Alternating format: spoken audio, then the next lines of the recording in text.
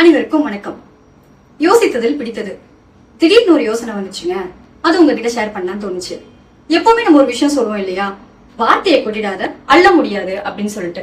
ஆனா எப்பவுமே இந்த வார்த்தையை நம்ம எப்ப யூஸ் பண்ணுவோம்னா, யாராவது நம்ம கிட்ட ரொம்ப கோபமா பேசும்போதும், ரொம்ப சண்டை போடும் போதும், ரொம்ப தவறான வார்த்தைகளை யூஸ் பண்ணும் போதும் மட்டும்தானே நம்ம இதை சொல்லியிருக்கோம். ஆனா இப்படி யோசிச்சு பாருங்களேன், யாராவது நம்ம கிட்ட வந்துட்டு எனக்கு உன்னை ரொம்ப பிடிக்கும், நான் உன்னை கையில வச்சு தாங்குவேன், தலையில வச்சு தூக்குவேன் அப்படின்னு சொன்னாங்கன்னா, அப்ப நம்ம இந்த வார்த்தையை யூஸ் பண்றதுல ஃப்ரீயா போய் சொல்றேங்க, ஓடிடுங்க. அப்படி யாராவது சொன்னாங்க அப்படின்னா இப்பவே ஓடிடுங்க.